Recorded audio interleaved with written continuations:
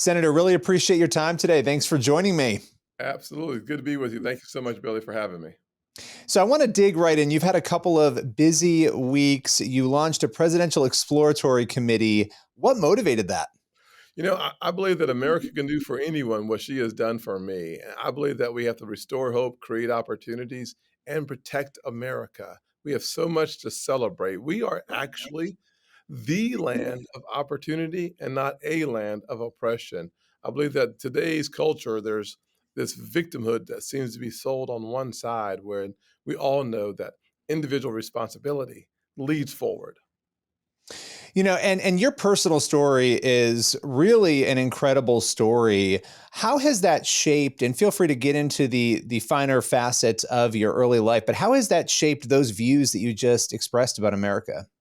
Well, growing up in a household when I was just 7 years old after my parents divorced with a grandfather who grew up in a very different South Carolina than I did. He grew up during the Jim Crow era of South Carolina, and he's the guy that was pushed out of school in the third grade to go start picking cotton to help support the family. He lived long enough, though, to see his grandson pick out a seat in Congress. And so, what I say is from cotton to Congress in one lifetime. It just tells me the story of the American evolution. It's such a beautiful story that we sometimes miss. My mother, a single parent mired in poverty, raised me to believe that there's dignity in all work. She worked 16 hours a day changing bedpans and rolling patients. So that taught me very early on that if you can, you must take care of yourself. And so these are early lessons about integrity, about hard work, and it's paid off my entire life. Now, I was a slow learner, by the way. It took me a little while to figure out that they were right and that the drug of victimhood could not be my future. And my parents, my grandfather and my mother worked really hard to make sure that it was not the future. And I will say without any question that um, Proverbs 22:7 reminds us that the borrower is slave to the lender or an indentured servant. So often I find myself indebted to my parents, my mother and my grandfather, because they taught me these valuable principles that also applies to our national debt, by the way, but it applies as individual as well. And so I'd finally say that the theory that my mentor, John Moniz, a Chick-fil-A operator, thank God for Chick-fil-A, thank God for their formula for success, which includes raising up boys to be men. My mentor found me at the right time, and he taught me Luke 6:38. If you give, it shall be given unto you in good measure, pressed down, shaken together, and running over. Will the world respond to you? And so the lessons of my childhood that weaves together practical principles and practical effort and biblical truth has really formed the foundation for most of my opportunity agenda that I focus on and work on every single day in the United States Senate. I mean, you're speaking about hard work, dedication, and one really big piece there too, pouring into other people, which is something that you just described with your mentor, how important that is. And then the pouring in of scripture into your life, how impactful that has been. Where did your faith first take root? Tell us a little bit about your testimony. I think as a kid that was really I felt like born to lose, but bound to win. My faith journey started with a uninspired student who felt had low self-esteem, felt challenged. Uh, I was not in the right headspace. And my mother and my grandmother, it's like Second Timothy 1 talks a lot about the spiritual heritage of Timothy. It comes from his grandmother Lois and his mother Eunice, I believe. For me, that was Louisa and Francis. So my journey starts with my grandmother, my mother being the matriarch of the family, teaching me the power of prayer.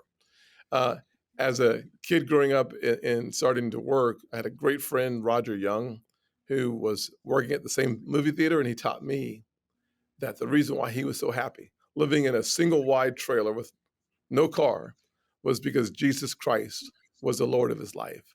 And I believe Romans 8:28 that all these things work together for good for those who love God and are called according to his purpose. They were like breadcrumbs leading me towards salvation. Obviously, we all have to make that decision on our own.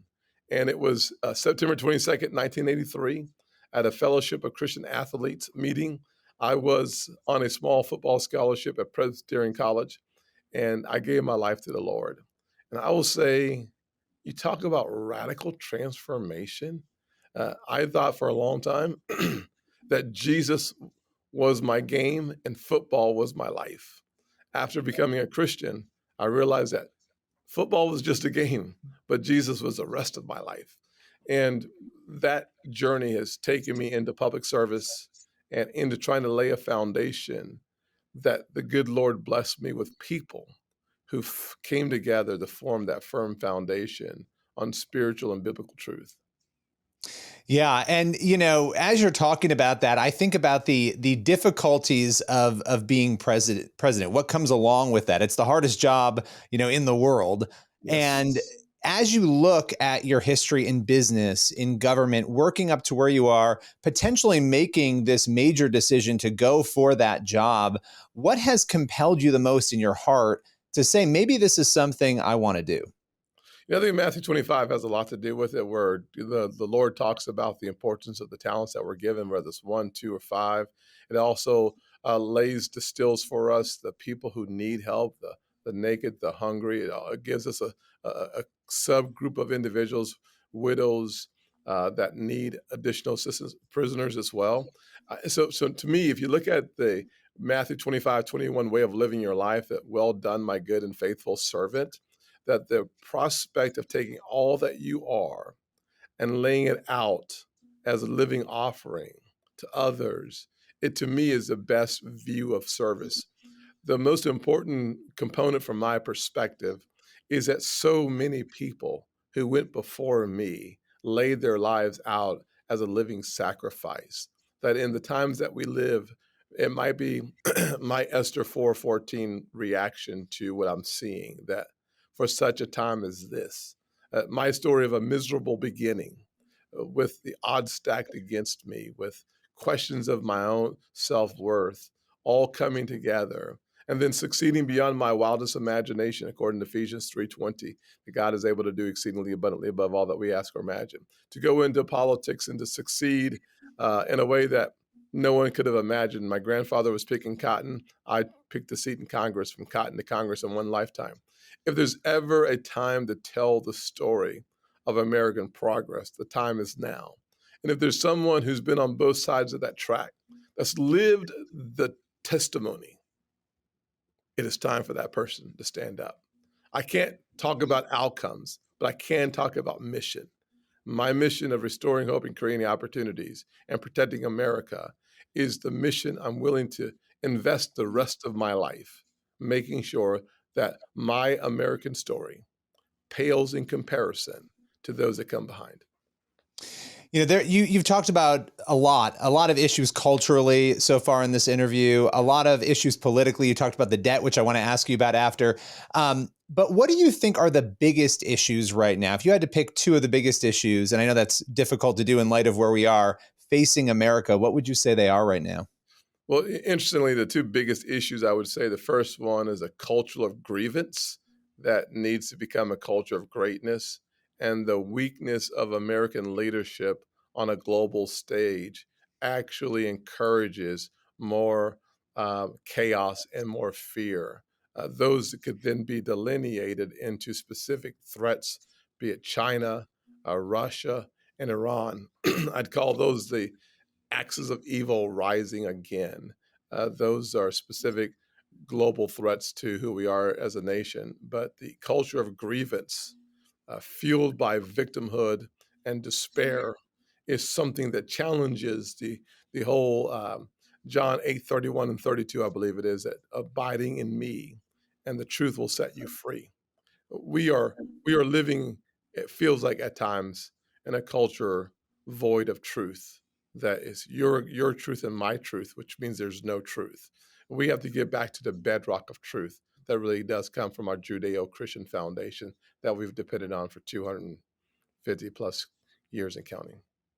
Yeah, you can't have billions of different truths, in quotes, running around. That doesn't work. Everybody doesn't get to make their own moral standard, but that's really the culture that we're living in right now. And one of the political issues, one of the big issues, obviously, with the overturning of Roe and the Dobbs case in the Supreme Court last year, is this issue of abortion. And some of the candidates already sort of speaking out in different ways on this. Former President Trump saying that, look, this is a states issue.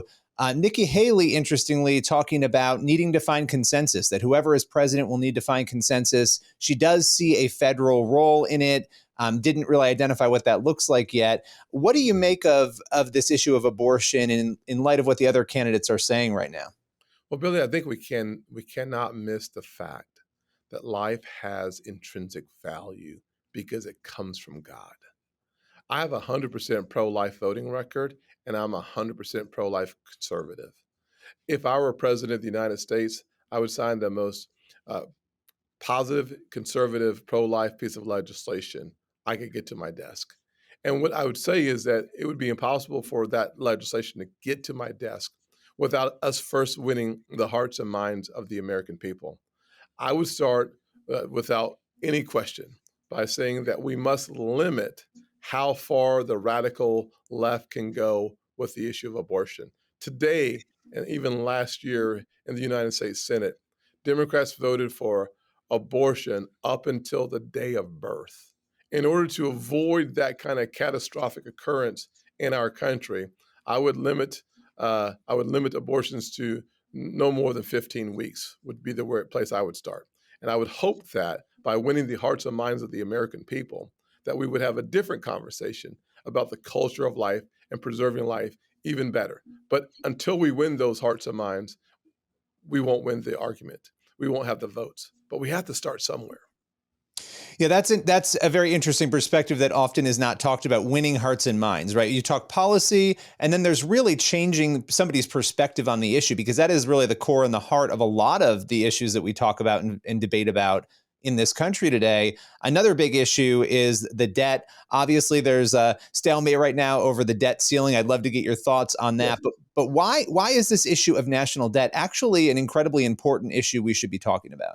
I'm the leading Republican on the banking committee, and I also serve on the finance committee. The one thing that we should all realize with our nation's finances is it would be nice if we would reflect family finances. There's no family in the country who would intentionally, albeit some do, but who would intentionally spend more money than you're bringing in for 40 years in a row, save one. And so what we have to do is realize that a balanced budget should be a necessity for the federal government. 49 out of 50 states require a balanced budget. We need a balanced budget amendment to require federal legislators to do exactly the same. But when you have $31 trillion of debt as a nation, meaning that a person born in America today owes $98,000 of debt before they get in diapers, that's a problem. The way you solve that problem is constraining spending and growing your economy. And I will tell you, as a kid who grew up in poverty, that one thing my mama taught me was there's dignity in all work. I said that a little while ago. The importance of that is that if you are able bodied, you work. Tying work requirements to federal benefits is not new. Bill Clinton did this back in the 90s. We should reinstate work requirements because that's how the person finds dignity. We can do better and we should do better. And the negotiation on the debt ceiling is one of those opportunities for us to get there. So, final question, piggybacking off of that, what do you hope to see specifically happen in addition to what you just described in this current debt ceiling debate? Well, we're going to have to figure out how to rein in more of our spending. And I do believe that whether it's work requirements, whether it's other examining the overall federal budget, it's really important that we find ways to reduce our spending. The last time we saw that happen was in 2011 when we actually reduced spending by about $40 billion. And that's a lot of money, but comparatively speaking to today, $4.9 trillion in federal spending, it's not much. We have to find a way in a bipartisan fashion to get people to the table. If we don't do that, we are literally passing on to future generations, debt that we know it's hard to digest. Well, Senator Scott, as always, it was wonderful talking with you. Appreciate your time today.